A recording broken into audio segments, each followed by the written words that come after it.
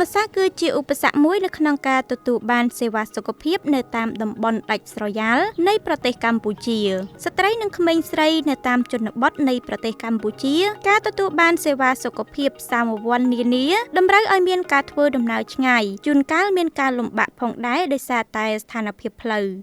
ទៅពិនិត្យផ្ទៃពោះនៅមណ្ឌលសុខភាពមានការពិបាកច្រើនព្រោះអីខែនេះជាខែវស្សាមានផ្លូវខ្លះទឹកលិចពិបាកធ្វើដំណើរមានល្អិលផុកខ្ញុំខ្លាចជីទៅប៉ះពាល់ដល់ផ្ទៃពោះនិងសុខភាពខ្លួនឯងណាមួយវាឆ្ងាយពីមណ្ឌលសុខភាពផង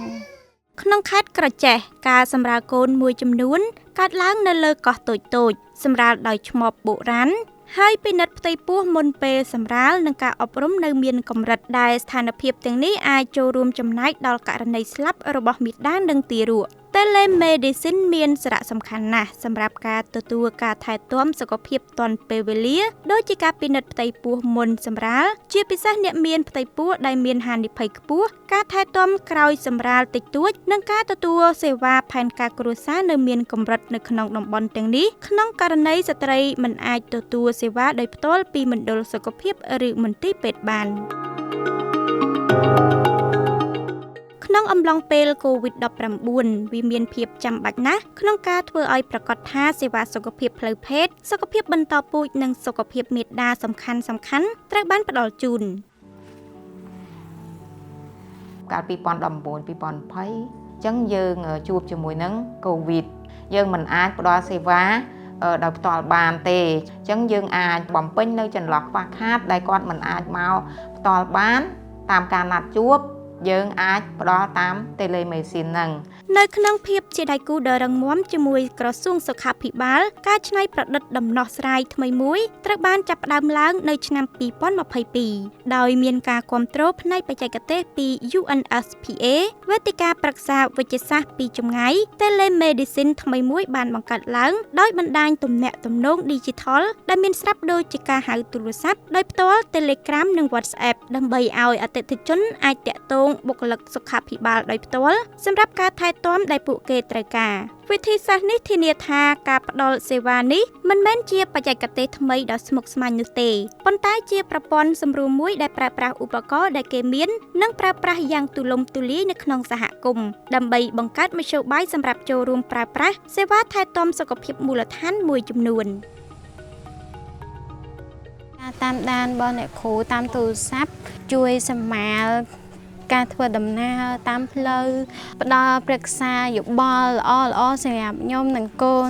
បានល្អខាងមែនទែនក្នុងរយៈពេលប៉ុន្មានឆ្នាំនេះយើងបានទទួលលទ្ធផលគួរឲ្យកត់សម្គាល់គំនិតផ្ដួចផ្ដើមនេះបាននាំឲ្យមានការកើនឡើងនៃការគ្របដណ្ដប់សេវាសុខភាពផ្លូវភេទសុខភាពបន្តពូជសម្រាប់ការពិនិត្យផ្ទៃពោះមុនពេលសម្រាលនិងក្រោយពេលសម្រាលនិងការប្រឹក្សាផែនការគ្រួសារចំនួនអតិថិជនស្រីដែលចូលប្រើសេវាកម្មទាំងនេះតាមរយៈ Telemedicine បានកើនឡើងរហូតជាង 8,000 នាក់នាដំណាច់ឆ្នាំ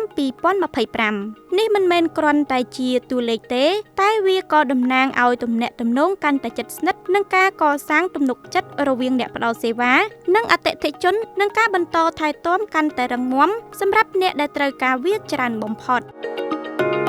គំនិតផ្ដួចផ្ដើមនេះស្របតាមការណែនាំជាសកលស្ដីពីសុខភាព Digital ដែលទទួលស្គាល់ថាបច្ចេកវិទ្យាគឺជាឧបករណ៍ដ៏សំខាន់សម្រាប់ការពង្រឹងប្រព័ន្ធសុខភាពវាជាឧទាហរណ៍មួយអំពីរបៀបដែលអន្តរាគមន៍ Digital ដូចជា Telemedicine នៅពេលដែលរួមបញ្ចូលជាមួយសមាសធាតុផ្សេងទៀតដូចជាការបណ្ដុះបណ្ដាលបុគ្គលិកសុខាភិបាលនិងប្រព័ន្ធគាំទ្រអាចធ្វើឲ្យប្រសើរឡើងនូវគុណភាពនិងភាពងាយស្រួលនៃការថែទាំត្រួសត្រាយផ្លូវសម្រាប់អនាគតដើម្បីសុខភាពល្អទាំងអស់គ្នាអញ្ចឹងនៅសម្រាប់នៅខេត្តកញ្ចេះខ្ញុំ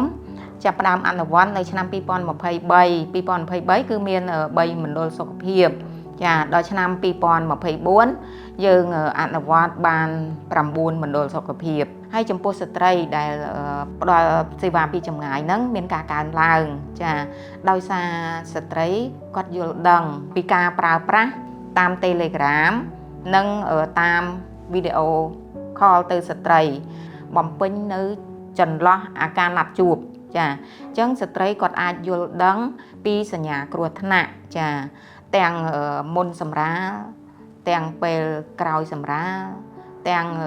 ការពជាកំណើតអញ្ចឹងគាត់អាចមកទទួលសេវា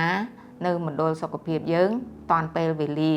តាមរយៈការវិនិយោគលើដំណោះស្រាយ Digital និងផ្ដោតលើប្រជាជនដែលងាយរងគ្រោះយើងអាចធានាថាស្ត្រីនិងក្មេងស្រីគ្រប់រូបមានសិទ្ធិក្នុងការសម្រេចចិត្តស្ដីពីព័ត៌មានទាក់ទងនឹងសុខភាពរបស់ពួកគេដោយមិនគិតពីកន្លែងដែលពួកគេរស់នៅ Telemedicine មិនគ្រាន់តែជាសេវាកម្មមួយប៉ុណ្ណោះទេវាជាការសន្យានិងមិនមាននរណាម្នាក់ត្រូវបានទុកចោលឡើយបើទោះបីជារស់នៅទីណាក៏ដោយ